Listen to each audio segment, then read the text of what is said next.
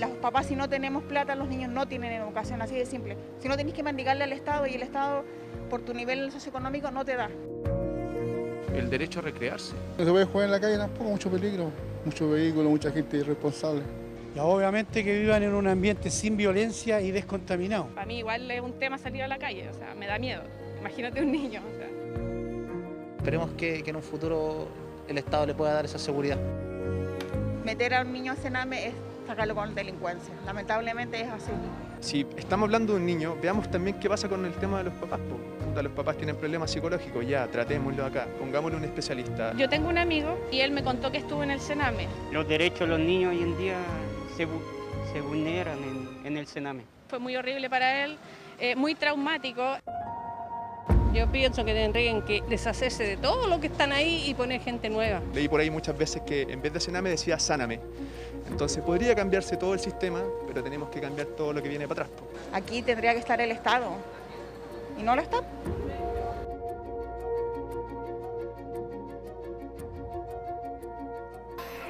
Hoy en El País que Queremos, nuestros invitados: Ignacio Achurra, Apruebo Dignidad, Distrito 14, Jorge Baradit, Distrito 10, lista del Apruebo, Carol Baum, Distrito 15, Vamos por Chile, Andrés Kerry, Distrito 11, Vamos por Chile, Rodrigo Logan, Distrito 9, Independiente, Carolina Pérez, Distrito 11, Apruebo Dignidad, Yona Rothfeld, Distrito 12, Independiente por la Nueva Constitución. Y finalmente tenemos a Paola Tapia, Distrito 7, lista del Apruebo. Con ellos, con nuestras y nuestros invitados, hablamos en esta jornada sobre los derechos de la infancia, sobre cómo escribir esta nueva Constitución pensando en nuestros niños, niñas y adolescentes. Le damos la bienvenida, los saludamos a usted en su casa, los saludamos en este nuevo horario, temprano por la mañana, día domingo. Y de inmediato le presento a nuestra bar de esta jornada, Marisol Peña, abogada constitucionalista, expresidenta del Tribunal Constitucional, con quien estuvimos hablando durante la semana precisamente, Marisol, para ver el estado de cosas en materia de infancia en nuestra Constitución. Lo primero, ¿son sujetos de derecho los niños en nuestra Constitución? Buenos días, te saludo primero que nada. Hola, buenos días Iván, buenos días a nuestros candidatos presentes hoy día en el programa. En verdad la Constitución no se refiere específicamente ni a los niños, ni a las niñas, ni a los adolescentes. Habría que interpretar si ellos caben dentro del concepto de persona como sujeto de derecho. Y eso está entregado a decisiones que aún son contradictorias en los tribunales de justicia. Es verdad, y cuando hablamos de niños normalmente hablamos de niños vulnerados y terminamos hablando de Sename. Vamos a estar contigo, Marisol, en cualquier minuto con nuestro bar constitucional, atenta por supuesto a la jugada. Y voy a entregarle un par de antecedentes para que también veamos el estado de situación, el estado de cosas de los niños, niñas y adolescentes en nuestro país. ¿De quiénes estamos hablando? De 4.259.155 niños, niñas y adolescentes, que equivalen al 24,2% de la población total. Un 43,5% de los hogares del país tiene al menos un niño, una niña o un adolescente. Ahora nos vamos a los datos más duros, ¿no? Cuando hablamos de niños, normalmente aparece el tema del Sename en materia de protección de los derechos. 187.825 están en la red Sename por vulneración de derechos. 12.039 adolescentes están bajo el sistema penal de adolescente por infracciones a la ley. Parte de los datos que vamos a conversar con nuestros invitados hoy día. Y lo primero que les pregunto, y voy a partir contigo, Paola, es: hoy la Constitución no define a los niños, niñas y adolescentes como sujeto de derechos, sino como objeto de protección. Ya el hecho de que esta Constitución vaya a ser escrita de manera paritaria es un dato inédito en la historia constitucional del mundo. O sea, nos están mirando, entre otras cosas, por esto. Nunca una Constitución se ha escrito de manera paritaria. Y te quiero hacer una pregunta. ¿Tú considerarías la opinión de los niños en la Constitución? Y si lo hicieras, ¿cómo? Porque de buenas a primeras uno diría, sí, súper oreja, me gustaría que los niños también ayudaran a redactar la Constitución. Si lo harías, ¿cómo y de qué manera? Bueno, la verdad es que la participación de los niños, Iván, y aprovecho de saludar a todas y todos los que están sintonizando el programa, es esencial.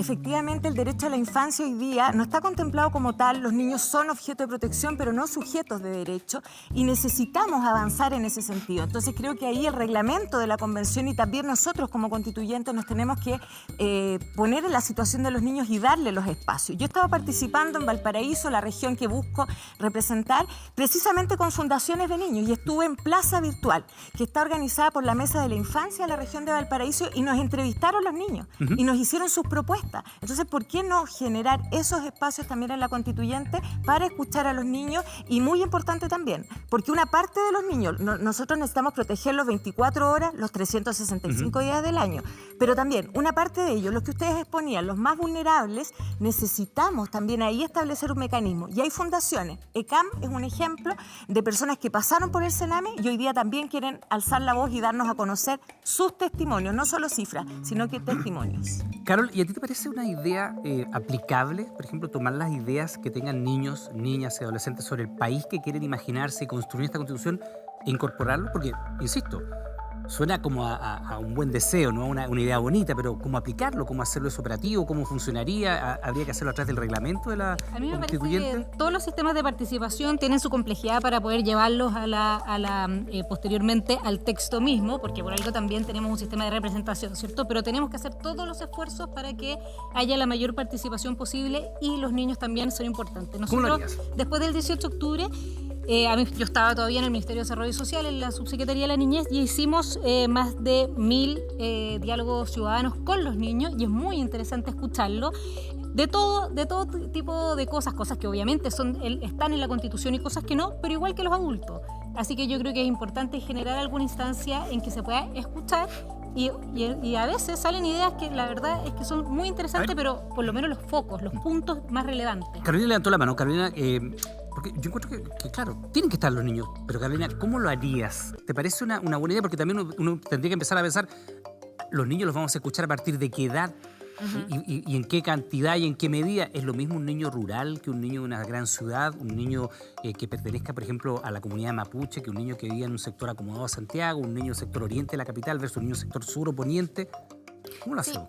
Yo creo que ahí hay dos grandes puntos. Primero, ¿qué hacemos en el reglamento de la convención? ¿Cierto? Porque efectivamente fueron secundarias y secundarios los que saltaron los torniquetes. O sea, pusieron un tema importantísimo a nivel político, lo que estaba pasando a nivel nacional. Y por otro lado es cómo también nos aseguramos de que puedan seguir participando. Y yo creo que ahí la base es la Convención de los Derechos del Niño, y de la Niña le voy a decir, aunque no sea su nombre oficial, que fue ratificada por el Estado de Chile el año 90, donde efectivamente se dice que los niños son sujetos de derecho, a diferencia de cómo lo entiende la Constitución actual, y eso tenemos que hacerlo a nivel constitucional. Y en segundo lugar, invita a esa convención a hacernos cargo de lo que significa participar y ser ciudadano. Hoy día ser ciudadana está... tiene que ver con la edad, ¿cierto? Con la mayoría de edad. Nosotros, por lo menos desde Apruebo Dignidad, somos de la idea de que niños y niñas puedan participar en todos los procesos, por eso hay que pasar de una democracia representativa, donde solo se vota, a una participativa, pero al mismo tiempo que también puedan votar, por ejemplo, desde los 16 años. Desde los 16. Andrés, a ver, ¿y cómo esto lo haríamos operativo si estás de acuerdo? Porque efectivamente no he escuchado a nadie que diga, no, sabe que la verdad es que los niños no deberíamos meterlo en el tema constituyente. Todos dicen que sí, pero me gustaría saber cómo hacerlo. No, yo en este minuto, a mí me gusta la regla de la institucionalidad, como está la regla ahora. Por supuesto que encuentro que es muy importante generar la instancia donde se pueda preguntar opiniones, cuáles son las cosas que... ¿Vinculante? ¿Que lo que opines sea vinculante? No vinculante. Yo creo que los niños son mucho más sabios en muchas cosas que los adultos. Son mucho más emocionales, entienden lo que les está pasando. Tenemos que darle efectivamente mucho crédito a ellos. Pero a mí me gusta la regla de la institucionalidad, lo que está de la regla de juego hoy día, que la votación a los 18 años, yo lo escucharía, pero no vinculante. Ya, o sea, está súper claro. Primero veo distinto. O sea, tú dirías, escuchémoslo, pero no significa que eso vaya a estar finalmente en la Constitución. Así es. Jorge. El estallido del 2019 es participativo, no es representativo.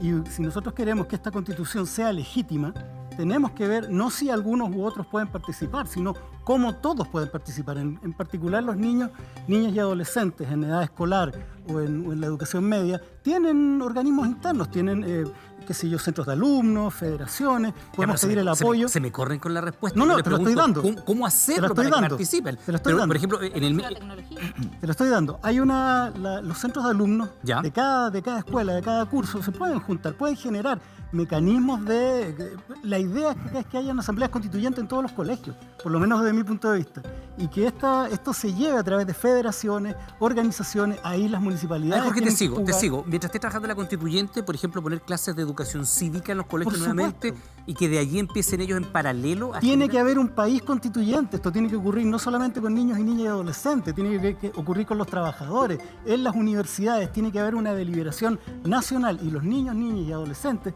tienen que estar incluidos en eso. Esto no se trata de si tenemos que tomarlos en serio o no. Por supuesto que son parte de la institucionalidad. Rodrigo, ¿sí? ¿Estás de acuerdo con eso? ¿No? ¿Hay que dejar la votación a los 18, como dice Andrés? ¿A partir de los 16, como dice Carmen? Pasa que tengo una diferencia con lo que dice Marisol. El respeto a los niños y la vincularidad de sus decisiones sí está en la Constitución. Porque resulta de que, permíteme que lo lea, pero el artículo 5 de la Constitución actual dice que el ejercicio de la soberanía del Estado reconoce como limitación el respeto a los derechos esenciales que emanan de la naturaleza humana, reconocidos por esta Constitución o por tratados internacionales, meta los tratados internacionales. El Tratado de los Derechos del Niño fue integrado a la legislación nacional en 1990, de 1959, 1990 a través del decreto 830. Y alguien puede decir, oye Rodrigo, pero esta Constitución la vamos a dejar de lado. Sí, pero la ley 21.200 que establece el límite al proceso constituyente, establece que son los tratados internacionales. Entonces ya podemos despejar que sí deberían estar acá. O sea, la pregunta es ¿por qué no están acá? Es porque no tiene aplicación directa a la Constitución. Porque la Constitución siempre la han mirado como un instrumento que tiene que haber otro instrumento legal que diga por la aplicación directa. Es por eso que los derechos de los ciudadanos han sido conculcados. ¿Cómo se hace? A través de la participación ciudadana. La misma Constitución establece que el Estado está al servicio de la persona humana y dice, el Estado reconoce y ampara los grupos intermedios a través de los cuales organiza y estructura la sociedad. Y dentro de los grupos intermedios, por cierto, están los grupos de niños, niñas y adolescentes. O sea, siempre ha estado. Ya, Lo que pasa es que no lo ocupamos. Rodrigo, espérate. ¿Y tú esas opiniones que emerjan eventualmente de allí, de los centros de alumnos, como decía Jorge, tú eso lo harías vinculante? Decir, no sé, buscar un mecanismo. Ustedes son los constituyentes eventuales, ¿no? Buscar un mecanismo en la constituyente que pudiera, por ejemplo, tomar las ideas que arribaran de ese sector de la población tan importante, de estos niños, niñas y adolescentes, y que queden reflejados en la Constitución. Tan vinculante como en un juicio de familia, cuando se está viendo la relación directa y regular, y el niño mayor de 14 años tiene que ser escuchado. ¿Y ese sería el límite? ¿Mayor de 14 años? Sí, tiene que ser escuchado por la consejera técnica y tiene que ser escuchado por el juez. ¿Por qué? Porque ¿Y ese sería el límite para ti? ¿Viste? ¿Y ese debería ser el límite para ti, los 14 años? Evidente, muy bien. ¿Ignacio? Sí, yo estoy de acuerdo que los niños, niñas y adolescentes tienen que ser parte de la discusión. Por cierto que fueron un factor esencial en desatar esta energía social que nos moviliza desde el 18 de octubre del 2019. Y hay un concepto que yo creo que es clave y está en la Convención de Derechos de los Niños, que es la autonomía progresiva. Absolutamente. ¿No? Es decir, nosotros no estamos diciendo que, voy a decir una coloquialidad, pero que los cabros de 14 años hoy día tomen todas las decisiones respecto a cómo debe conducirse el país en adelante, ¿no? Pero sabemos que hay mecanismos que nos permiten, según los estadios de madurez, según los grados de desarrollo, ir involucrando a niñas, niños y adolescentes en la discusión pública. ¿Y por qué es tan importante esto? Porque van a ser los adultos del mañana, ¿no? Y hoy día, si hay algo que hemos visto, es precisamente la falta de conocimiento, información que uno la ve en la calle, recorriendo en el día a día, respecto a los procesos políticos del país. ¿Cómo involucramos entonces a las personas? Bueno, involucrándolas progresivamente desde la niñez. Ignacio, perdón, disculpa, que voy a ir con Yona, porque no. ¿Y eso tú lo dejarías en el reglamento de la convención? Porque naturalmente son ustedes los que tienen primero que, son elegidos primero, decir, bueno, en esta cancha vamos a jugar, ¿no? ¿Y tendría que quedar allí? Absolutamente. Mira, perdón, déjame decir una cosa respecto a eso. Para mí, el éxito del proceso pasa porque sea un proceso participativo. La legitimidad del proceso va a pasar porque sea un proceso participativo. Por lo tanto, en el reglamento no solo tenemos que establecer mecanismos de vinculación con la ciudadanía en su conjunto, por cierto, con sectores específicos. Y yo creo que los jóvenes, desde 14 años, 14, 16, estableciendo rangos, por cierto, tienen que formar parte de esos espacios de deliberación conjunta. Y una 14, 16, dejarlos al margen, incluirlos, que participen, que sea vinculante su opinión. Incluirlos, sí o sí. Bueno, tendríamos que ver si es que va a ser 14, 16 años, pero sí, el derecho a ser escuchado es un derecho que tenemos que, de alguna manera, realzar y reafirmar, y no solamente que los escuchemos e ignoremos lo que está pasando. Sí, son infantes, pero no por eso no tienen derecho a opinión, y de hecho esa opinión es muy importante. ¿Cómo cambiamos? También me gustó, no me acuerdo quién lo mencionó, sobre el derecho a la educación. Tenemos que empezar a reforzar el tema del derecho a la educación. Mencionaron el tema de la educación cívica, que es una deuda que tenemos como sociedad, pero pensemos también en educación sexual integral. Cuando estamos hablando de niñez, estamos hablando de casos de abusos, de maltrato, de acoso. ¿Cómo les enseñamos a los niños cuáles son las conductas permitidas, no permitidas, toleradas, no toleradas? ¿Cómo detectamos eso? ¿Cómo llevamos hacia la educación de los niños y niñas a saber cuándo están sufriendo acoso? ¿Cómo denunciar? Y cómo también entablamos mecanismos de protección para los niños. Ya que tú lo nombras, aprovecho de preguntarte y le doy la palabra inmediato a los otros invitados e invitadas. El Estado de Chile, cuando hablamos de infancia, le pido que miremos ahora a la infancia desprotegida, a la infancia vulnerable. ¿El Estado de Chile, en tu opinión, protege de manera adecuada, regular, mala o pésima a los niños que están en situación de protegida? Pésima. Creo que el Sename ha sido un poco la cúspide del fracaso de la protección que le tiene que dar el Estado a los niños, niñas y adolescentes. Y eso es materia pública, yo creo que no va al debate. Pero ¿cómo nos hacemos cargo de esa situación? Yo creo que eso no pasa por el gobierno de turno, sino que como sociedad toda. Todos tenemos una responsabilidad acá, ya de lo que hablábamos como de fortalecer la educación pública, educación cívica, educación sexual integral, pero también cómo nosotros nos hacemos cargo, cuál es la carga laboral de las personas, de las mujeres, de las madres, de las familias que se tienen que hacer cargo de esos niños, niñas y adolescentes, porque creo que el problema de que hemos abandonado la niñez es un problema de sociedad. Claro, evidentemente, y escuchábamos cuando partíamos con la introducción del programa Las opiniones de la gente, cuando hablamos de derechos de la infancia, de inmediato aparece el Sename como una institución donde se han vulnerado sistemáticamente los derechos de los niños que el Estado tiene la obligación de proteger. De hecho, tenemos más de 1000 niños que han muerto en el Sename, en periodo de tiempo que traspasan los límites de este gobierno, el anterior y el que le precedió. Es decir, ha habido un abandono sistemático y muchos dicen, claro, porque los niños vulnerables no marchan, no son grupos de presión, no tienen visibilidad y evidentemente tampoco tienen adultos responsables que les hayan protegido. ¿Por qué esta deuda histórica? Y aquí les pregunto y les pido por favor que nos enfoquemos en el tema constitucional. Esta deuda histórica del Estado de Chile en maltratar a los menores que más debiera proteger, que son los vulnerables, ¿tiene algo que ver con la Constitución? ¿Hay alguna falencia en nuestra Constitución? ¿Algo que no diga nuestra Constitución que debería decir que podría haberlos garantizado de mejor manera? Bueno, efectivamente creo que es una política que ha estado fallida en los últimos 30, 40, 50 años y que si se hubiese visibilizado a los niños en la Constitución quizás pudiésemos haber tenido mayores herramientas para poder protegerlos. Creo que hay que hacer una distinción muy relevante entre los niños que han entrado en conflicto con la ley y aquellos que han sido vulnerados en sus derechos. Alguien lo decía ahí clarísimamente, que a los niños vulnerados en sus derechos no solamente hay que apoyarlos a ellos, hay que apoyar también a las familias, a sus padres, a los educadores principales, los que tienen la primera responsabilidad. Pero Carol, pero lo que pasa es que segundo. yo creo que el diagnóstico es bastante unánime. Yo creo que hay pocas personas que podrían decir, no, el Estado la verdad es que ha hecho fantástica la pega con los niños, ¿no? Yo creo que... Pero espérate, es que lo que te quería decir es que lo que tenemos que enfocarnos ahora es que los niños no lleguen nunca al Sename. No que también que el Sename no los vulnere, por cierto. Que no lleguen nunca al Sename. Y Rodrigo, ¿y qué hacemos con todos los niños que requieren una solución? Porque después los tribunales de familia, los jueces de familia, las juezas de familia se ven enfrentados a un menor que no tiene una red de protección familiar, a un niño, no un menor. A un niño, una niña, un adolescente, pero que está vulnerado en los derechos y que no tiene una red de protección familiar. Incluso tú, cuando hablas con los jueces de familia, los que han hecho los informes, tú te dicen, mira, buscamos tíos, buscamos abuelos, buscamos abuelas, y cuando no hay, se le deriva a una institución. Entonces, claro, dice, no debería pasar por el Sename. Bueno, y si no pasan por el Sename, ¿por dónde? ¿Por qué institución? La pregunta es, en el enfoque constitucional, ¿qué hay allí o qué no hay allí que ha permitido este abandono sistemático de los niños por parte del Estado? Listo, vamos para lo primero. Algo que se había quedado en el tintero delante, ¿por qué los 14 años? Imagínate que la ley de responsabilidad penal adolescente establece que son responsables los niños desde los 14 años. O sea, desde los 14 y sin embargo no les damos derecho a poder hablar desde los 14. ¿Qué tiene la Constitución acá? La Constitución hoy día establece el principio de subsidiariedad. ¿Sabes cómo funciona el Sename? El Sename funciona sobre la base de que el Estado pone plata para que lleguen privados y esos privados tomen este dinero y provean un bien público. El problema es que aquí no se establecen reglas claras de responsabilidad de las autoridades civiles penales. Cuando no lo hagan mal o lo hagan tarde. Entonces hay un incentivo a dar vuelta a la malla. ¿Y nace en sentido económico, perdón? ¿En sentido económico? Porque muchas veces, perdón, hay... ¿Cuál es el partido político que más... Perdón, diga. El partido político que más ha tenido es la democracia cristiana. Así es. Ahora, ¿cuál es el problema? Es que efectivamente lo que dice, Rodrigo, que hoy día nosotros tenemos ese principio de la subsidiariedad, también funciona para el Sename. Lo que tenemos es un organismo que funciona con una racionalidad económica y que no pone a los niños como sujetos de derecho. Entonces, en la nueva Constitución, primero, es esencial garantizar como sujetos de derecho a niñas y adolescentes. Eso significa reconocer, entre otros, la autonomía progresiva, el derecho a ser escuchado, el interés superior del niño.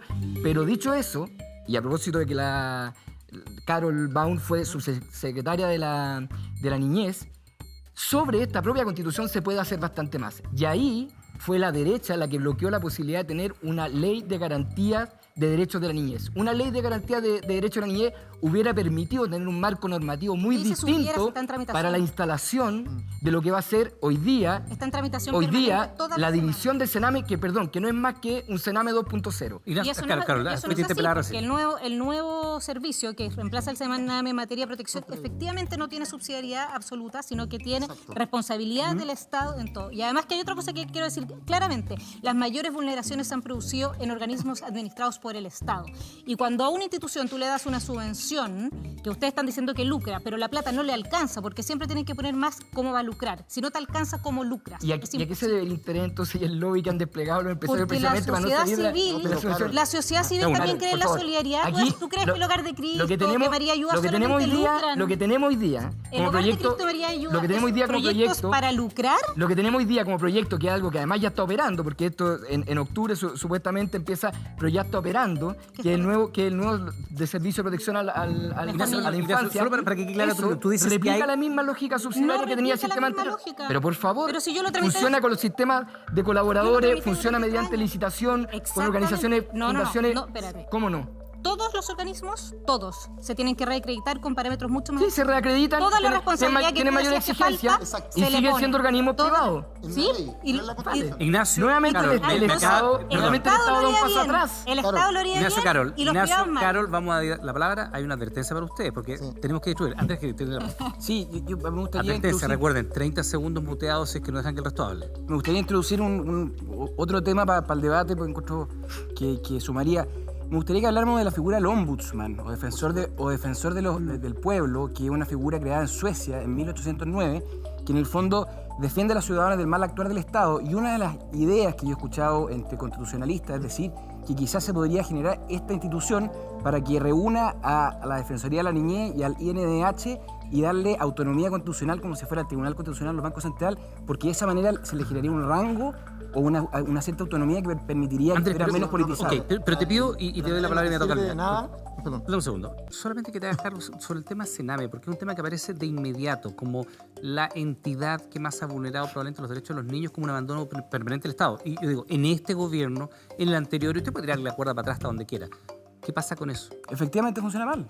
Hay que seguir adelante con la reforma. ¿Pero eso es a raíz de algo que falta en nuestra Constitución? ¿Es por alguna debilidad de la administración del Estado, sencillamente?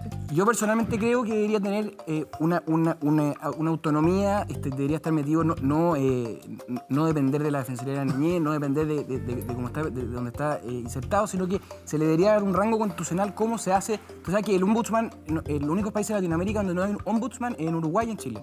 Perfecto. Tenemos llamado de nuestro hogar constitucional. Carolina, te doy la palabra de inmediato, pero estamos con Marisol Peña. Marisol, atenta a la conversación, una precisión que querías hacer, te escuchamos.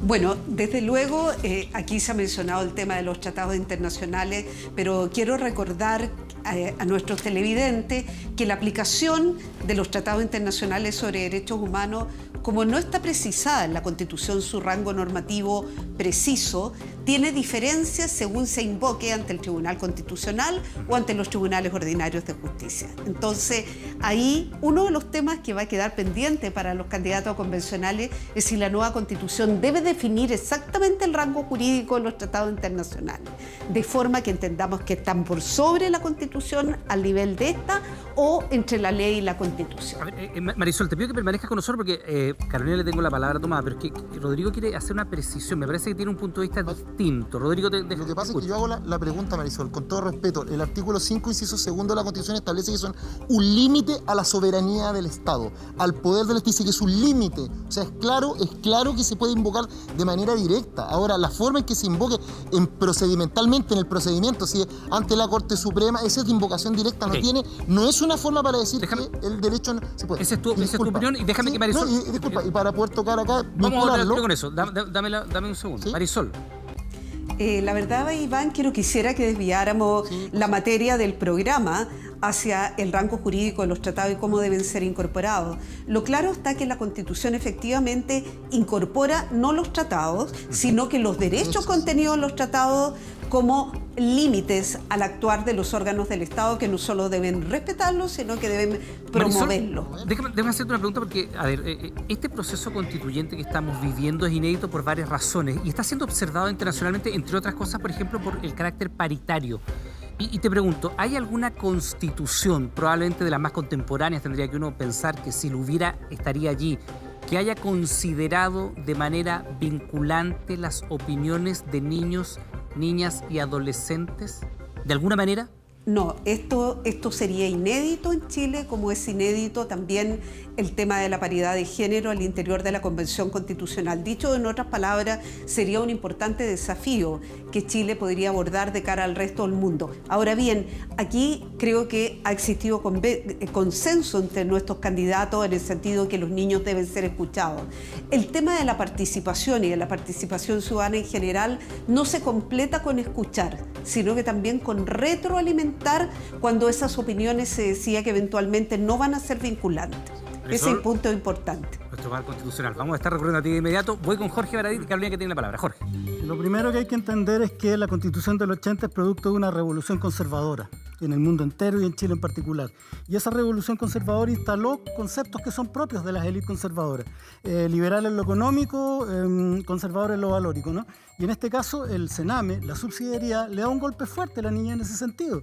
Son privados los que están buscando rentabilidad, lucro en sus negocios y no un Estado que tiene que velar por cuestiones de orden que incluso son estratégicas, como haya la rentabilidad. Pero tú te alineas un poco lo que dice Ignacio en el sentido de que las instituciones que están operando como colaboradoras del Sename están motivadas por el lucro. Exacto, y lo segundo, y ahí yo discrepo con el concepto de lucro, una cosa es ganancia y otra cosa es el lucro. El lucro es una cuestión desmedida, ¿no? Ahí hay una diferencia importante. El Hogar de Cristo, y tú aseveras que estas organizaciones son organizaciones con fines de lucro. Claro, no está buscando convertirse en una mega, en un McDonald's de la cuestión.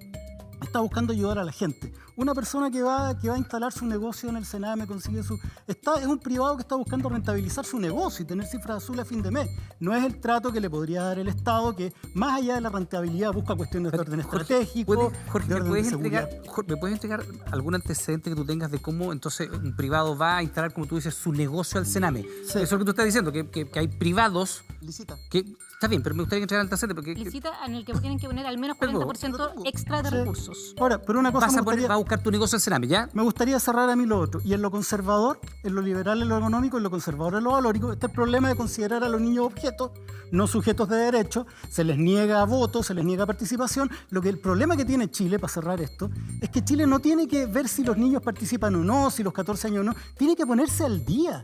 Estamos hablando que la sociedad cambió de tal manera que la Convención de los Derechos del Niño ocurre por un cambio social, además, hace 30 años, que Chile ratifica pero no aplica. Entonces lo que tiene que hacer Chile, esta sociedad, con esta Constitución conservadora, es simplemente ponerse al día.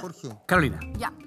Yo quería poner algunas cosas también en perspectiva sistémica. O sea, hoy día hay estudios que dicen que la población penal en Chile, de esa población, la mitad pasaron por centros del Sename durante su niñez o adolescencia. Después tenemos los jóvenes que están en los centros del Sename, ¿cierto? Y los jóvenes que llegan a los centros del Sename. Y tenemos varias escalas de problema. Primero, entendido como los niños como sujetos de tutela, ¿cierto? Que eso tiene que ver con la voluntariedad y no con un Estado que garantiza, y eso es un problema en temas de derechos, ¿cierto? Y en segundo lugar, un Estado que está ahí donde no están los privados. Y eso es algo que va mucho más allá del Sename. Tiene que ver con cómo hemos entendido la sociedad en Chile, donde los derechos están mercantilizados. Y eso es muy importante, porque para que un niño no llegue al Sename, como decía la ex subsecretaria, las familias tienen que estar resguardadas. Hoy día tenemos 2,3 millones de personas que han caído en la vulnerabilidad, que están a punto de llegar a la pobreza.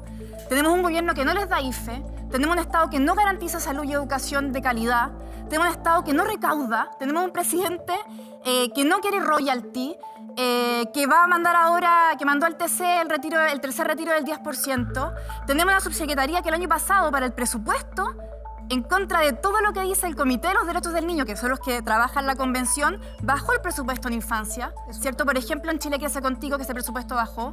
Entonces, eso no es verdad. Yo me hago la pregunta de, bueno, ¿están los niños primero o no? ¿Tienes el dato de cuánto bajó? Porque tú dices eso no es verdad, Carol. Lo tengo, está en un informe de la Defensoría de la Niñez. Hicieron un informe muy acabado con todos los ítems de cuáles fueron las cosas que fueron bajando. 2,4%. Programas del Chile Crece Contigo que se redujeron el presupuesto.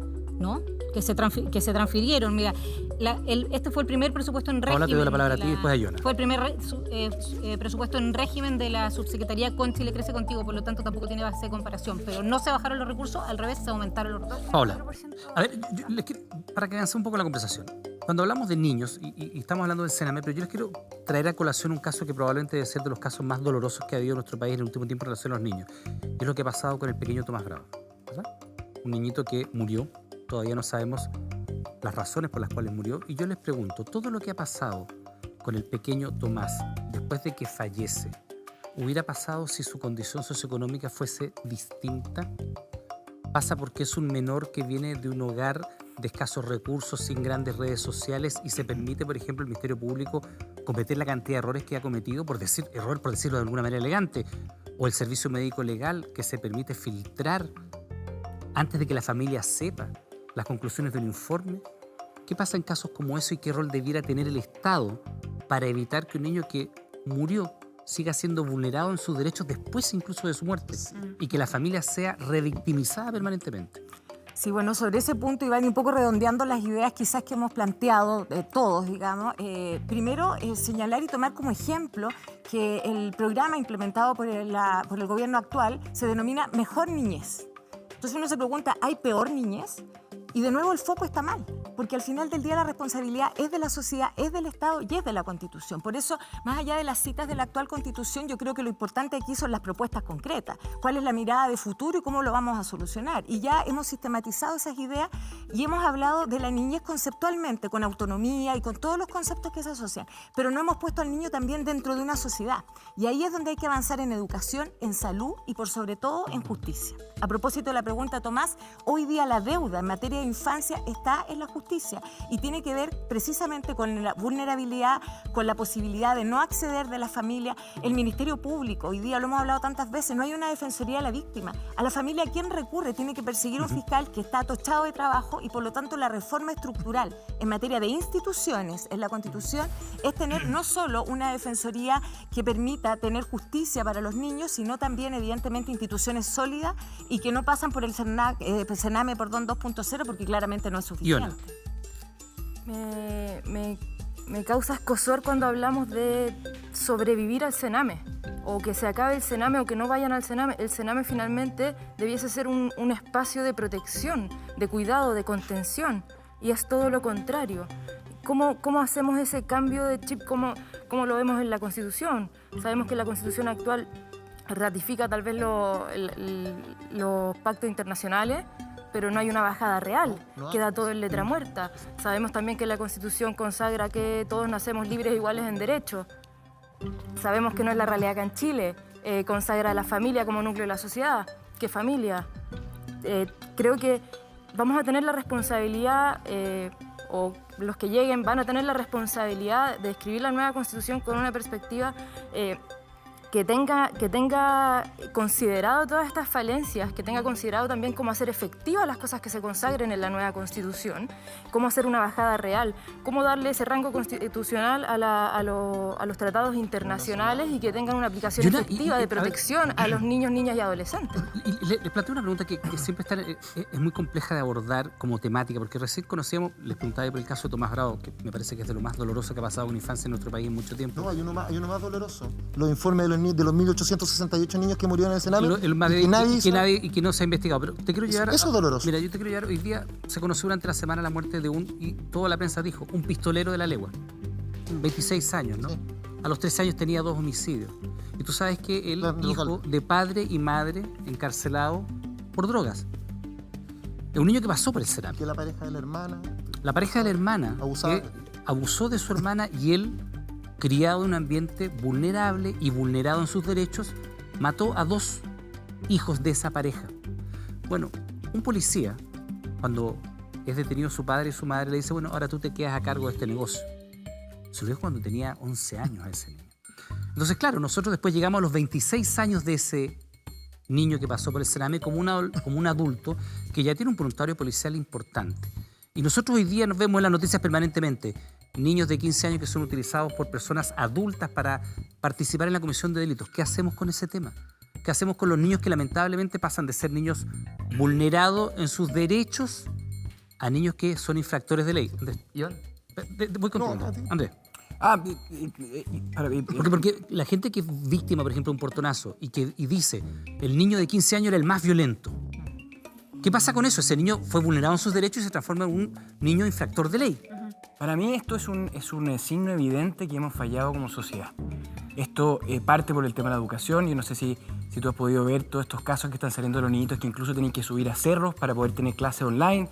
Que eso, uno de mis postulados es que Internet debería ser un derecho social también, porque retroalimenta todos estos derechos. Es demasiado evidente de que esto nace en una falta de calidad de la educación que tenemos como chilenos. Ya, pero ¿qué hacemos con estos niños que fueron vulnerados en sus derechos y que pasaron al otro lado? Al lado de ser ellos infractores de ley. Yo no estoy de acuerdo con el sistema actual. Yo creo que hay que tratarlos como niños, reformarlos, recordarles que son niños, recordarles lo que es la infancia y luego tratar de reinsertarlos, pero no hoy día tratarlos como delincuentes. El problema, Iván, es que no tenemos un enfoque de derecho. Tenemos un enfoque de asistencia de necesidades. Porque si tuviéramos efectivamente, por ejemplo, una ley de garantía de derechos de la niñez, no tendríamos lo que tenemos hoy, que es un Estado, un sistema que actúa ex post. Una vez que un niño ha sido vulnerado o ha entrado en un ciclo, por ejemplo, de delincuencia, el Estado actúa. Pero no tenemos prevención y eso lo vemos de manera evidente. Y ahí cuando nos dicen, oye, no, es que no tiene nada que ver con plata más, plata menos, ideologías más, es que sí hay problemas ideológicos.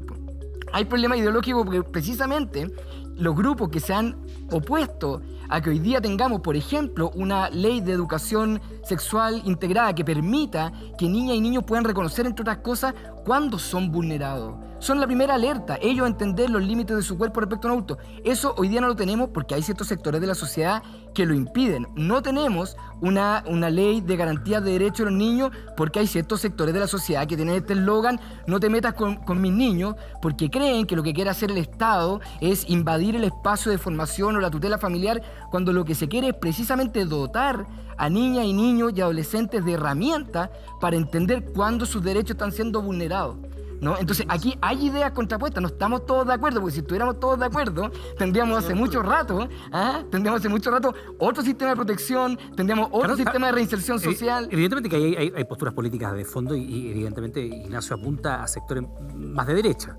¿Te sientes interpelada? No me siento interpelada porque tuve 3 años tramitando la Ley de Garantía de Derechos de la Niñez, yendo a todas las sesiones, sin oponerme a que se tramitara al revés, poniéndole la urgencia necesaria, y eso sigue así. Pero sobre ese punto una cosa. Perdona, pero yo no me puedo hacer cargo de lo que vote todo un sector político. Incluso respecto Desde 2015 empezó este proyecto, con Bachelet. Sí, pero no, Ignacio, esto es un problema que también Carol, ha tenido no es un problema mío en particular, pero además es del Estado. ¿Sabes por qué? El proyecto de Carol, educación sexual integral, me tocó defenderlo, pero, o sea, totalmente, porque estoy de acuerdo contigo, con que no era un mal proyecto, con que no era, y que se demonizó en algunas cosas en particulares y que era importante, porque el abuso sexual infantil hoy día es dramático. ¿Te tocó defenderlo en tu propio sector? Es que como no lo tramitaba yo, me tocó. Pero tu sector es el que lo rechazó cuando tú eras subsecretaria. Sí, ya, pero tú no es todo. Espérate, no es Carol la representante de toda la derecha en Chile. Paula Tapia. Ignacio, Paula Tapia tiene la palabra. Sobre ese punto. Carol, segunda advertencia, Carol. A la tercera se mutea. Sí, no, sobre ese punto, la verdad es que es ilógico porque se puso la carreta delante de los bueyes, porque al final del día, lo importante aquí era la ley de garantías de los niños, mucho antes de la institucionalidad, porque de lo contrario, hoy día, ¿qué tenemos? Le vendimos a la ciudadanía que vamos a tener un Sename 2.0 cuando no es real, sin ley de garantías. Entonces, ese es el error de tramitación que hubo en este gobierno. Déjeme, les voy a dar la palabra inmediato. Déjeme ponerle un par de antecedentes sobre un tema que Andrés lo esbozaba y que tiene que ver también con los efectos de la pandemia. Escuchábamos al ministro de Educación diciendo durante la semana que las clases vuelven sí o sí presencial una vez que se acaben las cuarentenas. Brecha digital, deserción escolar en época de cuarentena. Revisemos las cifras para que veamos cómo ha afectado a los niños, porque las personas que hacen deporte tienen franja horaria para hacer deporte. Los que tienen perros tienen, mire, la posibilidad de ir a pasear los perros. ¿Y cuándo salen los niños? ¿Cuándo pasean los niños? Solo el 27% de los estudiantes de establecimientos educacionales más vulnerables tienen cobertura para asistir a clases online. O sea, hay comunas como La Pintana, donde más del 70% de los niños no tuvo clases digitales. En el último año, este es el número, 39.498 alumnos de primero a cuarto medio desertaron del sistema escolar. escolar. Y evidentemente son los alumnos de los quintiles más desposeídos. Fíjate que ahí también tenemos un problema que ha pasado como subescolado por acá, el tema de las responsabilidades. Hay que poner la responsabilidad de la autoridad civil y política. Por eso yo te decía que es un problema de Estado. O sea, fíjate lo que pasó cuando levantamos los informes en la Cámara de Diputados. Existe una norma que es el artículo 175 del Código Procesal Penal que dice que tienen que denunciar eso, tienen que ponerlo en manos del Ministerio Público.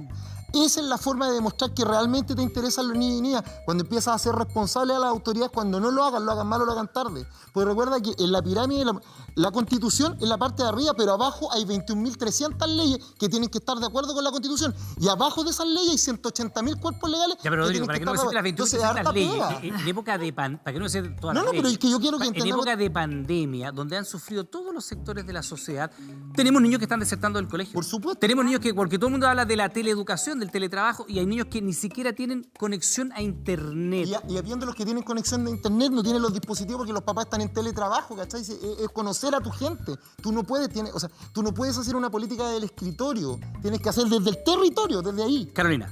Es que, Iván, yo creo que lo que ha pasado es que la pandemia nos ha mostrado realmente y ha agudizado la desigualdad en Chile, que ya existía por lo demás, porque hoy día vemos, por ejemplo, niños y niñas que no pueden acceder a internet para ir a clase, cierto que es un problema de la pandemia, pero ya teníamos muchos problemas en cómo hemos entendido también el Estado en la Constitución y cómo hemos entendido que somos personas que tenemos derechos sociales. ¿Y eso se corrige desde la Constitución?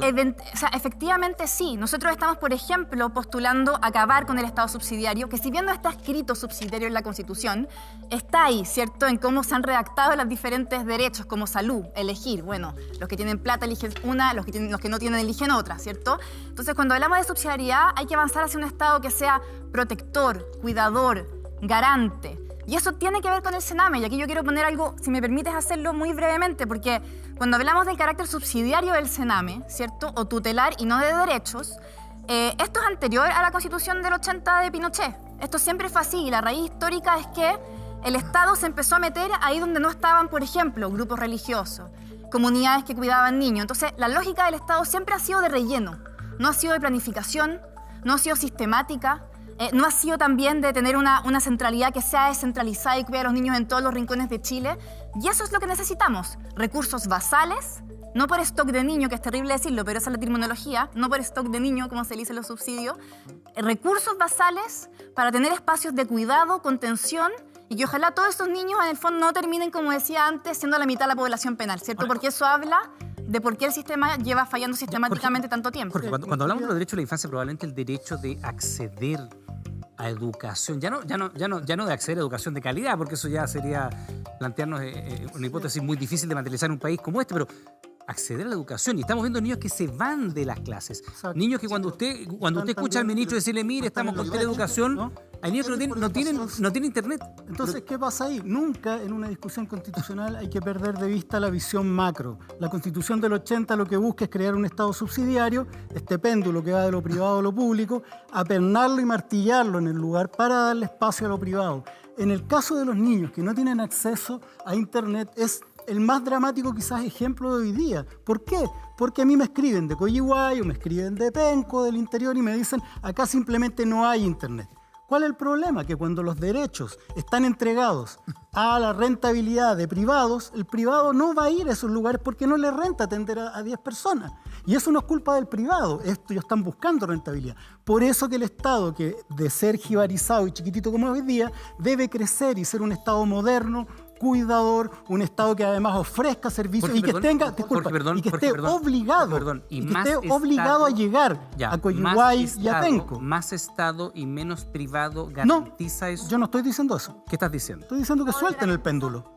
Que suelten el péndulo en vez de estar amartillado en contra del Estado y darle todo el campo de acción al privado. Que se suelte el péndulo y que las cosas funcionen como ellos mismos dicen. Con libre mercado, con leyes más o menos fijas para todos, pero hoy día el Estado está secuestrado por la Constitución de 1980 y no puede operar y llevarle internet. Es decir, el Estado no puede pensar en términos estratégicos.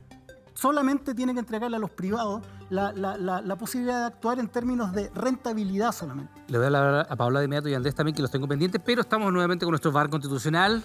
Marisol Piña, estábamos viendo efectivamente cómo se garantizan los derechos de los niños en otras constituciones.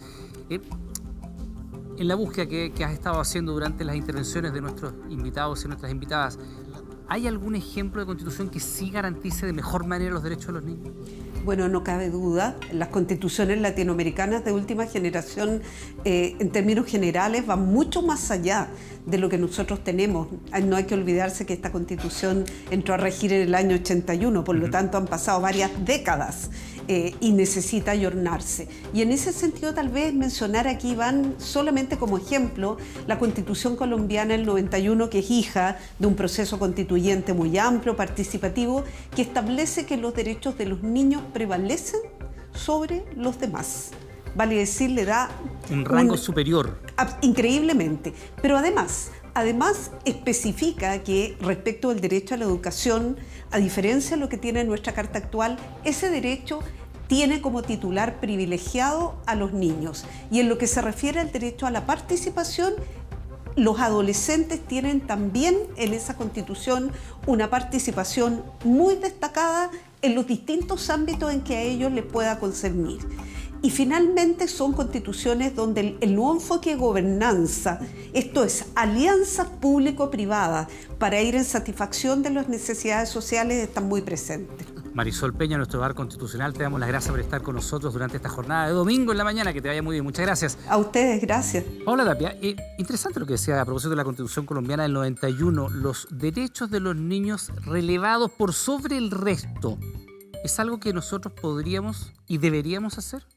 Así, los derechos de los niños por sobre los derechos de las etnias, por sobre los derechos de las mujeres, por sobre los derechos de los hombres, de los adultos. Absolutamente. Y te voy a poner un ejemplo bien local. En Valparaíso, en la ciudad de Valparaíso, se está implementando un sistema por los mismos vecinos, sin ayuda del municipio, para recuperar espacios públicos y transformarlo en pequeñas plazas. Y eso se logró en Ámsterdam después de la Segunda Guerra Mundial por un arquitecto que logró 800 espacios públicos, transformarlo en espacios para los niños. ¿Y por qué lo logró? Algo que es súper complejo. Primer lugar en la agenda pública, que es lo que acaba de decir Marisol, está reflejado en la Constitución colombiana. Primer lugar en la agenda política y con participación de vecinos y vecinas. Pero no me gustaría dejar de mencionar el tema de telecomunicaciones, porque efectivamente podemos tener consenso. Yo creo que si les pregunto, todos ustedes me van a decir, sí, garanticemos, lo mencionaste tú, el derecho humano, el derecho social de Internet. Perfecto, lo vamos a poner en la Constitución. Pero ¿cuál es el problema? Cuando luego se defina cuál es el rol que va a hacer el Estado respecto a Internet. Si eso es lo relevante. Lo relevante no es que tengamos todas las garantías, que tienen que estar, por supuesto, pero lo relevante es cuál va a ser el rol del Estado frente a esas garantías. Y bueno, ¿cuál debería ser el rol del Estado frente a esas garantías? Porque efectivamente, si nosotros decimos que todos somos un país donde todos somos iguales, y resulta que, como es, ministra, tú lo sabes bien, un niño hoy día, y voy a seguir con el ejemplo de La Pintana porque la alcaldesa no entregaba la cifra, un niño hoy día de La Pintana, enfrentado a la teleeducación, no está en igualdad de condiciones que un niño de Las Condes, Vitacura, La Reina, Providencia, Santiago, donde usted quiera. Absolutamente. Entonces, bueno, ¿cuál va a ser el rol del Estado en eso? Por eso, de nuevo, principio subsidiario, fuera principio subsidiario. Un Estado social de derechos. ¿En qué? Y telecomunicación, y te puedo dar el detalle fino de qué es lo que hay que hacer. ¿Qué es lo que se necesita? Implementar infraestructura pública. Fibra óptica austral fue un gran proyecto que desarrollamos en la región de Magallanes y las 3 regiones del sur de Chile. ¿Qué se financió? La fibra óptica. ¿Y qué supone eso? Que entonces se conectan ahí los prestadores de servicio, y Caleta Tortel, por ejemplo, que no tenía acceso a Internet, hoy día tiene conectividad. Eso es lo que necesitamos, un Estado activo. Lo interesante de esto, yo quiero poner énfasis en el tema de Internet o acceso a información pública, porque es casi lo mismo que educación. Hay muchos estudios que dicen que los que tienen Internet o no tienen, incluso las velocidades, aumenta aún más la desigualdad. En Estonia, en 1992, cuando se separaron de los rusos, establecieron 4 artículos que son los derechos digitales. El primero era acceso a información pública, y al ser un derecho social, al ser una obligación, motivó a que todos los gobiernos de turnos que entraran supieran que estaba establecido, y hoy día es el país con mayor penetración de Internet en Europa. La Internet en muchos sectores es gratuito. ¿Por qué? Porque empezaron en 1992, pero nunca hay que subestimar la importancia de hacerlo aquí, ahora ya, porque estamos en la mitad de la revolución digital, que es 1000 veces más potente que la revolución industrial, que el renacimiento. Tenemos que hacernos cargo ahora de este tema. Compartes con la idea de que sacar esta idea del Estado subsidiario, que si bien, como decía Carmen, no está nunca explicitado en la Constitución, de hecho, lo que hace el Estado es ir allí donde los privados no van, sencillamente. ¿Estás de acuerdo con eso? Yo creo que eso llama de política pública. Porque yo opino que tu sector político probablemente no esté de acuerdo con eso. Yo soy independiente por un partido, pero yo creo que los que tienen más que paguen Internet, los que están en la mitad que reciben un subsidio del Estado, y los que en este minuto no tienen acceso a Internet, las municipalidades, las plazas públicas les den acceso, pero siempre hay que ir avanzando a llevar a que Internet sea gratuito y ir bajando de precio además. Ignacio Chur. Sí, no, yo quería volver a un tema, no sé, Jorge dijo, no hay que perder nunca la perspectiva sistémica, ¿no? Y porque me parece importante, porque cuando empezamos a hablar todo acá, insisto, a mí no que quiera quedar de peleador, pero pareciera que estamos como todos de acuerdo, ¿no? Como, oye, hay que hacer esto, hay que hacer esto. Pero aquí hay diferencias sustantivas, ¿no? Es decir, hay miradas distintas respecto a si debemos tener un enfoque de derecho o si debemos asistir simplemente a la necesidad. Pero Ignacio, toma posición. Pero Pero mira, ¿por qué lo digo? te Pero- invito a tomar posición porque Paola dijo sí. Cuando Marisol Peña ponía como ejemplo la Constitución colombiana que pone a los derechos de los niños preferente por sobre todos los derechos. Y te digo... de acuerdo. Discúlpame. Y te digo, toma posición, porque eso significa que los derechos de los niños van a ser más relevantes que los derechos de las etnias, que los derechos de las mujeres. Pero vamos a ponerlo en una prioridad absoluta. Primero, niño, y de ahí para abajo todo el resto. ¿Tú estás de acuerdo con eso? Estoy de acuerdo con eso. ¿Pero por qué te lo digo además, Iván? Porque nosotros vamos a ver muy pronto el lanzamiento, la nueva llegada de No Más Sename, ¿no? Entonces va a llegar todo el sistema político y nos va a decir, oye, por fin tenemos un sistema de protección moderno a la infancia, y ese sistema replica la misma lógica. Lo único que hace es subir los estándares de acceso a las organizaciones colaboradoras, le pide un par de trámites más, pero funciona nuevamente con la misma lógica subsidiaria. Nuevamente, un niño, por ejemplo, que sufre una descompensación en una residencia familiar, que tiene una hace descompensación algunas semanas. médica, una descompensación psiquiátrica, ¿sabe a dónde se va? Al sistema público. Pasa a engrosar la lista de uno más de los miles o millones de chilenos esperando por atención sanitaria. Entonces, si no somos capaces realmente, en un gobierno que dice los niños primero, que estrenan a su Secretaría de la Niñez, de poner efectivamente una política pública que proteja a los niños y niños con una institucionalidad, lo que estamos haciendo es mentirle a la gente y desprestigiar una vez más la política, porque lo que va a ver la gente es que este nuevo Sename es prácticamente lo mismo. Y es por eso, para no desprestigiar, es que les queremos decir a ustedes ustedes y invitarlos a que tomen una posición. Y en los próximos 15 segundos que tienen cada uno decirnos, Carol, y parto contigo, en tu Constitución, en materia de derechos de infancia, ¿qué es lo que sí o sí tiene que estar? Carol. Tiene que estar reconocido los niños y adolescentes como sujetos de derecho y me gustaría también, ojalá pudiéramos llegar al consenso que fueran prioritarios. Paola. Complementando, evidentemente necesitamos que los niños tengan derecho a una justicia, educación, salud, medio ambiente, a una ciudad y viviendas justas, porque de lo contrario no serán prioridad. Jorge Baradí.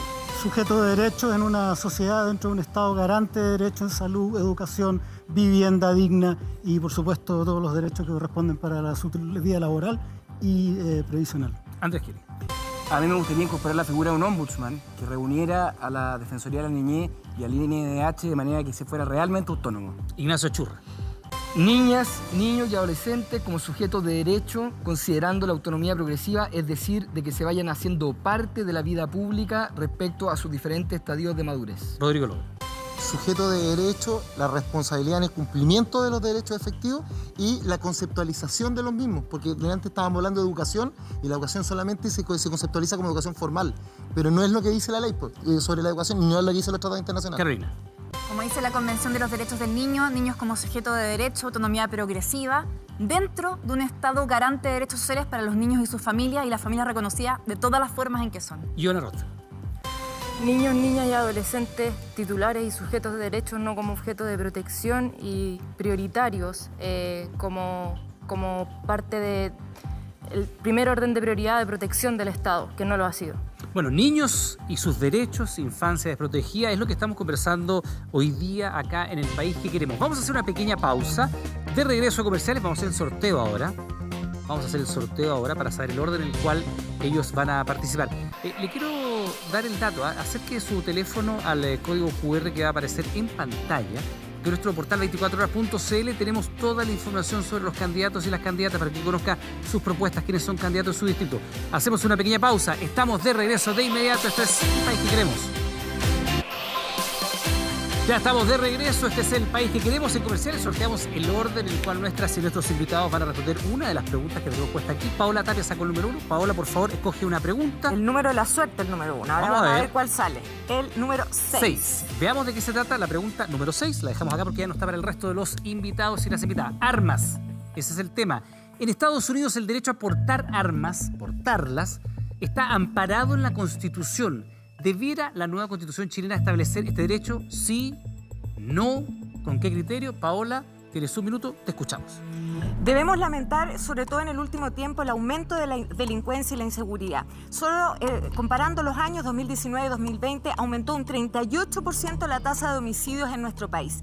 Ni eso, ni nada justifica que en nuestro país, en la Constitución, se autorice el porte de armas. Debemos tener políticas eficientes, debemos tener un Estado robusto, pero bajo ningún punto de vista debemos permitir que nuestras ciudadanas y ciudadanos porten estas armas, porque creo que ello no es materia de la Constitución y tenemos que ser restrictivos en su aplicación en las leyes correspondientes y en la aplicación de las políticas públicas. Un Chile más seguro requiere la consagración de derechos potentes, requiere de instituciones potentes, no una reforma carabinero, una reestructuración, pero eso no pasa por autorizar el porte de armas en la Constitución. No queremos sufrir lo que ha sufrido Estados Unidos cuando en colegios se atenta contra los menores de edad a propósito del tema que hoy día nos convoca. Así que, bajo ningún punto de vista, autorizar armas. Bien, Paola, muchas gracias. Es el turno de Ignacio Achurra. Ignacio, ahí están las preguntas que van quedando. Tú eliges la que quieras. ¿Cualquiera? La que tú quieras, por favor. Sí, seguro. ¿Esa? ¿Sí? Esta. Ok. Veamos de qué se trata. La número 3. Déjala acá, para que ya no está para el resto. Veamos. Número 3. El tema es el siguiente. Carabineros. Perfecto. La policía uniformada debería ser objeto de una reformulación o refundación en la nueva Constitución. Argumenta. La invitación es que argumentes sobre el estado de cosas en Carabineros. ¿Y qué harías tú en la nueva Constitución? Ignacio, te escuchamos. Tienes un minuto. Yo considero que las policías son clave en el Estado de Derecho. Es decir, cuando la sociedad le entregamos el monopolio de las armas a los militares y a las policías, estamos haciendo un acto de confianza, estamos cediendo precisamente la posibilidad de la autotutela en función de instituciones que sean capaces de cuidarnos y resguardarnos. Y una de las cosas fundamentales que deben resguardarnos son los derechos humanos. Lo que hemos visto de manera sistemática, no dicho por nosotros, por organismos internacionales, respecto a las violaciones de derechos humanos por parte de Carabineros, yo creo que nos pone en un escenario que nos obliga a pensar una refundación de esta institución que permita darle legitimidad a una institución tan fundamental en el Estado de Derecho como son las policías. Hoy día las policías, precisamente en los barrios más vulnerables, es donde más se necesitan, pero se necesitan policías responsables, que protejan los derechos humanos y que se guíen según protocolos. Ignacio Achurra, muchas gracias, muy amable, a su asiento. Le toca el turno a Jorge Baradit. Jorge, acá están las preguntas que están disponibles todavía. Tú eliges de cuál vas a responder. La muestras acá. La número 8, veamos de qué se trata. Déjala acá, que ya no está disponible. Número 8, el tema es el siguiente, eutanasia, esa es la materia, y la pregunta dice así: ¿la Constitución debería permitir el derecho de un enfermo terminal a solicitar la eutanasia? ¿Bajo qué criterios? Sí, no, tu argumentación. Jorge Baradit, te escuchamos. Sí, hace un año atrás más o menos, mi amiga Cecilia Haider, una ex integrante del Frente Patriótico Manuel Rodríguez, de la cual estoy orgullosa, solicitó la eutanasia. Ella está sufriendo dolores terribles, está teniendo que ser sometida permanentemente a transfusiones, permanentemente está sufriendo infecciones, hemorragias internas, y le solicitó al ministro Enrique París, le solicitó a todas las autoridades, por favor, al menos una visita para conocer su caso. No fue autorizado, no llegó nadie a escucharla, y hay que agradecerle a Maya Fernández y a Vlado Mirosevich el que hace unos días atrás se haya aprobado una ley en este sentido. Los hombres y las mujeres son libres de definir sobre muchos de los aspectos que le atañen. En el caso de las mujeres, por ejemplo, en su cuerpo y con respecto al aborto.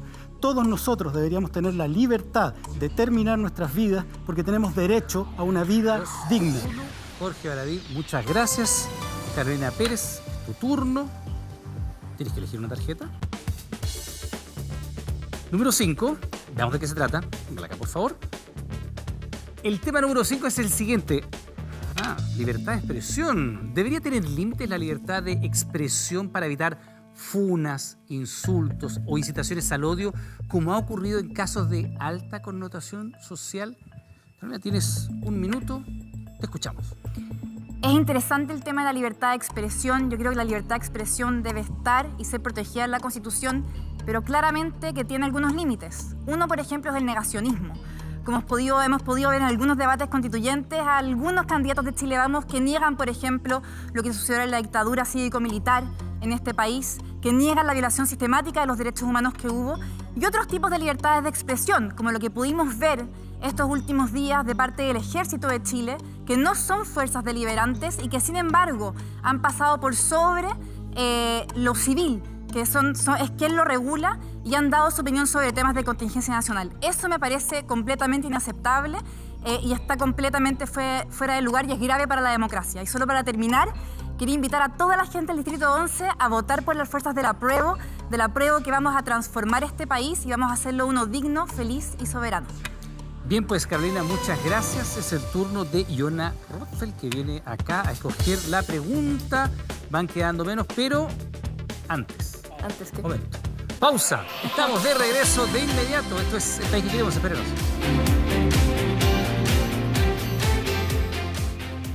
Seguimos en El País que Queremos junto a Yona Rothfeld, que había quedado con el turno de escoger tu pregunta, Yona. Es la número 9. Veamos de qué se trata. Vamos ahí. Número 9. El tema es el siguiente, Yona. Dice así, aborto. Sobre el aborto la pregunta es, ¿debe ser el aborto un derecho constitucional? Sí, no. ¿Desde qué semana lo considerarías? Yona, tienes un minuto. Te escuchamos. Gran tema. El aborto, más que estar consagrado como el aborto como derecho constitucional, son los derechos reproductivos y sexuales de las mujeres que deben estar consagrados, la autonomía que tenemos y que debemos hacer efectiva a través de la Constitución sobre nuestros propios cuerpos, sobre el derecho a decidir y no que el Estado nos esté imponiendo, la sociedad nos esté imponiendo cuáles son esos límites o parámetros. Sobre la semana, creo que el último proyecto hablaba de las 14 semanas, pero creo que eso sí o sí se tiene que ver en un comité técnico, siempre y cuando se habla de una protección de la vida del que está por nacer, pero sí siempre teniendo en cuenta y en consideración y primeramente la vida de las mujeres y la vida digna de las mujeres. Bien, pues Yona, muchas gracias. Te solo incluso un poquito de tiempo. Yona Rothfeld. Vamos ahora con Andrés Keri. Andrés, van quedando 1, 2, 3, 4, 5 preguntas. Tú eliges el tema. La número 2. Póngala acá. Ya no está. Para el resto de los y las invitadas. El tema número 2 es el siguiente. Pensiones. Tema de gran interés social. ¿Debiera la Constitución mantener la cotización previsional como propiedad individual? ¿Le pertenece? ¿Es propiedad individual? ¿O avanzar hacia un modelo mixto o solidario? Andrés Keri, lo invitamos a tomar una posición, lo escuchamos, tienes un minuto. Yo efectivamente lo que creo es en un sistema de ahorro individual. Yo creo que no hay nada como el ahorro individual, pero tiene que ser con un pilar solidario. Hoy día estamos al debe en pensiones, no está funcionando bien el pilar solidario. Eso tiene que ser un tema que tiene que ser totalmente consagrado a la Constitución y debemos arreglarlo. Pero yo en ningún motivo creo en un sistema de reparto. Creo que eso es una especie de pirámide de Ponzi, que el primero que va entrando, el que le paga más bien el último que entra, el que le paga al primero que sale, y esos sistemas están quebrados. Por lo tanto, yo por mi parte lo dejaría establecido como ahorro individual con pilar solidario, pero que de verdad funcione bien. Bien, pues, Andrés Keri, muchas gracias. Y le sobró incluso un poco de tiempo. Es el turno de Rodrigo Logan. Rodrigo, van quedando 4 preguntas, lo cual no quiere decir que sean temas interesantes. Elige una y vemos de qué se trata. La número 10. Veamos. La número 10 dice lo siguiente. El tema es Tribunal Constitucional. Mira, bueno, iba el dedo. ¿Debería la nueva Constitución mantener el Tribunal Constitucional tal como está? Modificar sus atribuciones y nombramientos. Estamos en una semana especialmente relevante para el Tribunal Constitucional. Rodrigo Logan, te escuchamos, tienes un minuto. A ver, el Tribunal Constitucional fue creado en 1925, necesario para la democracia. Pero hoy día su composición es una composición netamente política, lo cual nos lleva a que pueda coadyuvar al tema de la democracia. ¿Ya? Eso ahí tenemos un problema. Sus atribuciones también se entremezclan con algunas atribuciones que deberían ser propias de la Corte Suprema. Hoy día ya Chile no necesita más ese eslogan. Y los de las personas del Distrito 9, Recoleta, Independencia, Huechuraba, Conchalí, Renca, Los Bravos, Quintana Normal, Cerro Navia, tampoco. Hoy día ya no estamos en un periodo no solamente de elección, sino en un periodo de reflexión. ¿Ya? Yo creo que hoy día tenemos que cuidar la democracia. ¿Y cómo la cuidamos? Entendiendo que también tenemos que cuidar nuestras instituciones. ¿Ya? Como dice la canción hoy día, solo le pido a Dios que lo injusto no me sea indiferente. Recordemos que ya no es elegir uno más constituyentes, sino como entre todos los ciudadanos y ciudadanas hacemos un Chile bien diferente. Y recuerden, cuando los constituyentes dialogan, siempre se puede. Bien, pues Rodrigo, muchas gracias, muy amable. Tribunal Constitucional. Carol Baum es la última en hacer uso de la palabra. 3 preguntas disponibles. Escoge la número 4. Veamos de qué se trata. De inmediato. El tema es el siguiente, Carol. Protección de los animales. Derechos emergentes, ojo, hay mucha gente para la cual los derechos animales son fundamentales. ¿Los animales deberían dejar de ser un bien? Hoy día son considerados así, como hoy lo describe la ley, y tener algún reconocimiento constitucional para asegurar su protección. Derechos de los animales, tienes un minuto, te escuchamos. Bueno, creo que los derechos de los animales debiesen ser principalmente materia de ley. Creo que la Constitución lo que hace hoy día es, lo que debe hacer la Constitución es establecer los poderes, equilibrar los poderes entre las distintas instituciones para tener un Estado que efectivamente esté al servicio de la persona humana. Por lo tanto, creo que el proceso constituyente es una oportunidad para que desde las regiones podamos generar la descentralización necesaria, y específicamente en la región de O'Higgins, no solamente desde Santiago a las regiones, sino que también desde las capitales regionales hacia las comunas. Yo creo firmemente en que debemos también entregarle más atribuciones y más recursos a los municipios y proporcionales a la vulnerabilidad de las personas que allí habitan. Bien, pues Carol Baum, te agradecemos mucho. Ahí están las opiniones de nuestros y nuestras invitadas en este programa, que hemos hablado, por supuesto, de derechos de los niños, un tema tan fundamental. Le quiero dar las gracias a ustedes por estar junto a nosotros. Esperemos que usted en su casa se haya formado una opinión para saber qué es lo que estos y estas candidatas constituyentes quieren escribir en esto que es el país que queremos. Nosotros nos encontramos el próximo domingo, como siempre. Muchas gracias por estar junto a nosotros. Chao, chao.